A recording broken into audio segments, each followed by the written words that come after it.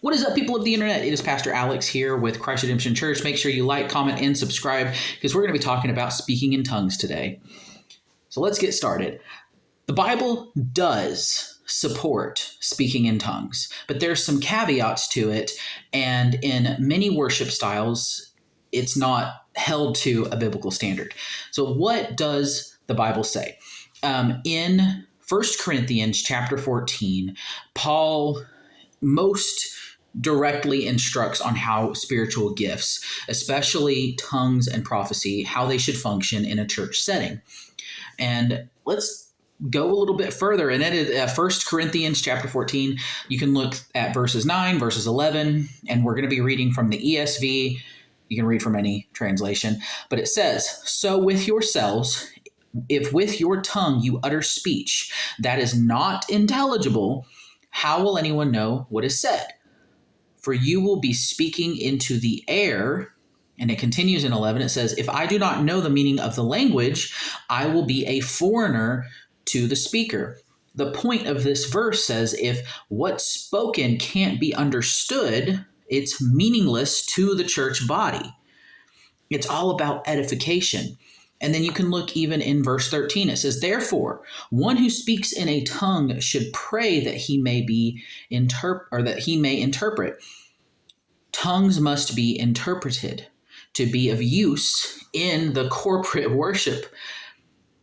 Go on to verse 19. It says, "Nevertheless, in church, I would rather speak 5 words with my mind in order to instruct others than 10,000 words in a tongue."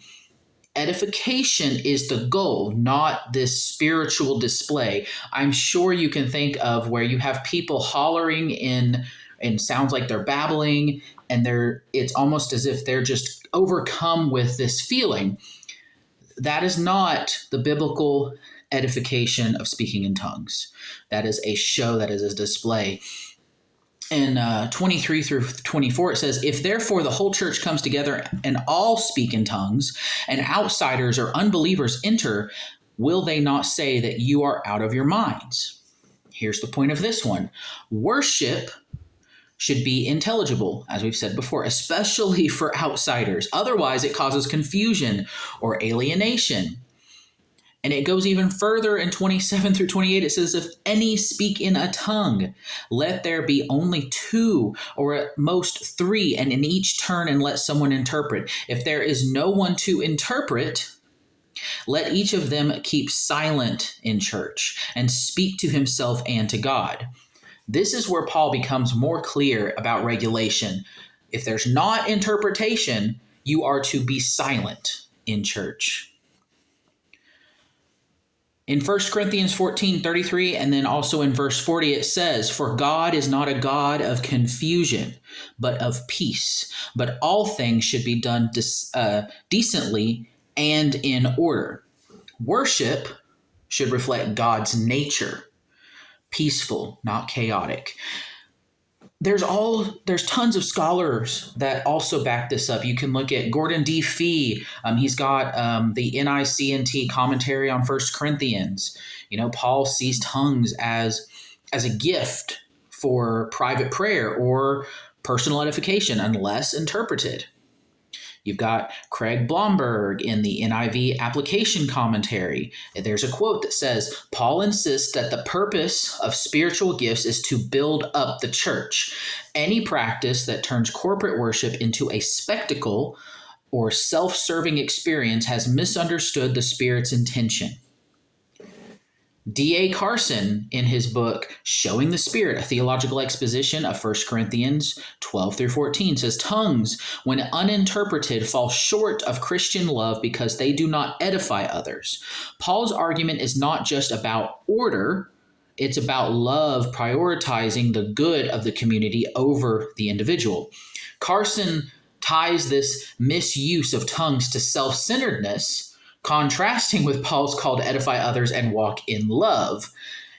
It is intentionally sandwiched between these two chapters, 12 and 14, in chapters 13.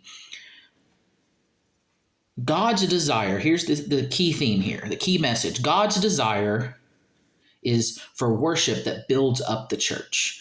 It's not for confusion. Paul didn't prohibit spiritual gifts, but he clearly taught that if tongues are not interpreted, they are not edifying and should not be spoken publicly.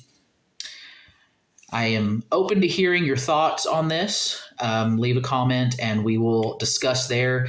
But keep in mind, there is order to God's worship. There is edification to the worship of God that has to be done. I'm not saying you go through rituals that you have to be stringent upon how you go about being with God, but in speaking in tongues, there is order to this. And I'll see you next time. Bye.